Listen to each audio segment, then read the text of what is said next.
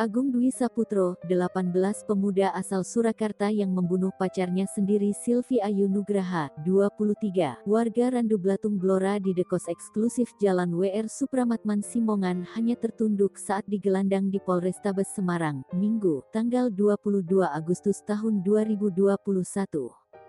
Saat dihadirkan pada konferensi pers di Pemuda kelahiran tanggal 30 April tahun 2003 masih tampak tenang. Agung tidak terlihat tegang meski telah membunuh pacarnya yang sedang mengandung 9 bulan hasil hubungan gelapnya di kos pada Jumat tanggal 20 Agustus tahun 2021. Kapolrestabes Semarang Kombes Pol Irwan Anwar mengatakan kejadian berawal adanya permintaan bantuan dari tersangka kepada tetangga kosnya. Kebetulan tersangka dan korban telah tinggal bersama di kamar nomor 2 kos tersebut. Menurutnya, kasus tersebut langsung ditangani unit Resmob Satreskrim Polrestabes Semarang.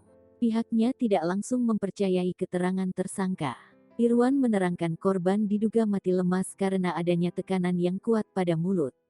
Kemudian ditemukan resapan darah di kepala bagian belakang diduga akibat dibenturkan benda keras atau dinding.